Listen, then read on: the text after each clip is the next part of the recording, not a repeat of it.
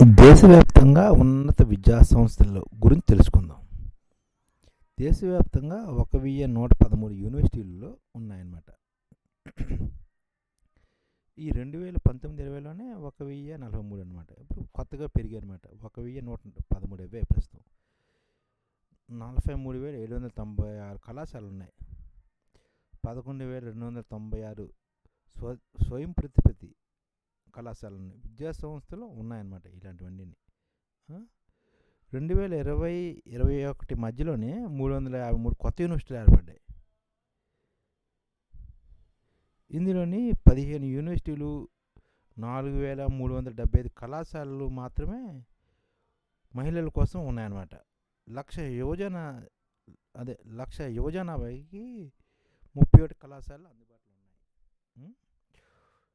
ఉన్నత కళాశాలలు అంటే అత్యధిక కళాశాలలు గల ఉన్నత విద్యా సంస్థలు గల జిల్లాలు దేశంలోనే ఒక 8 ఏటంటే నెంబర్ 1 బెంగళూరు అర్బన్.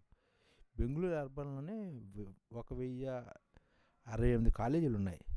తర్వాత జైపూర్లో 671 కళాశాలలు ఉన్నాయన్నమాట.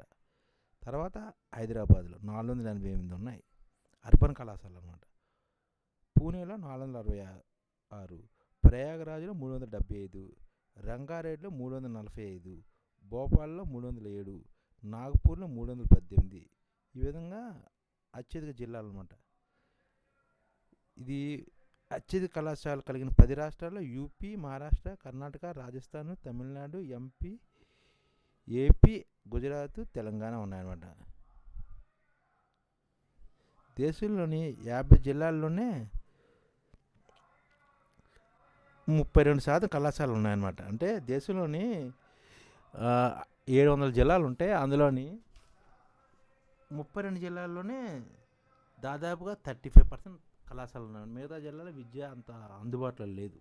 ఓకే,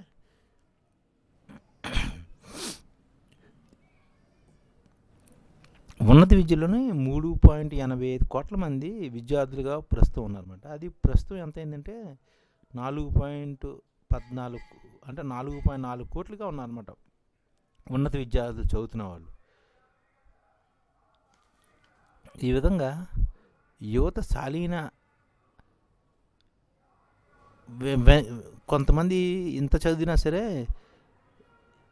ఎస్సీలు, ఎస్టీలు, ఓబీసీలు కొంతవరకు విద్యకు దూరంగానే ఉన్నారని చెప్పాలి. కొంతమంది వీళ్ళలోని ఉన్నత విద్యకి వెళ్తున్న వాళ్ళు, పీజీ స్థాయి వరకు వస్తున్న వాళ్ళు కూడా చాలా తక్కువే ఉన్నారని చెప్పాలి. ఈ ఛానల్ ముఖ్య ఉద్దేశం ఏంటంటే మన తెలుగు రాష్ట్రాల్లో 1 కోటి మందికి సంఘటిత రంగాల్లో ఏ విధంగా ఉద్యోగాలు ఇవ్వవచ్చు, కనీస నెల జీతం 30,000 వరకు ఏ విధంగా ఇవ్వవచ్చు, ఏ విధంగా చేస్తే ఉద్యోగాలు సృష్టించబడతాయో వివరిస్తూ ఈ ఛానల్ వీడియోలు వస్తాయి. అలాంటి వీడియోలు మీకు కావాలంటే మన ఐడిఎఫ్ భాస్కర్ ఛానల్ని సబ్స్క్రైబ్ చేసుకోండి. ఐడిఎఫ్ అంటే ఇండియన్ డెవలప్మెంట్ ఫోర్స్. ఈ వీడియోలు చూసిన తర్వాత మీకు నచ్చితే లైక్ చేయండి, మీ ఫ్యామిలీ మెంబర్స్కి షేర్ చేయండి, మరియు మీ ఫ్రెండ్స్కి షేర్ చేయండి. Thank you. నమస్కారం.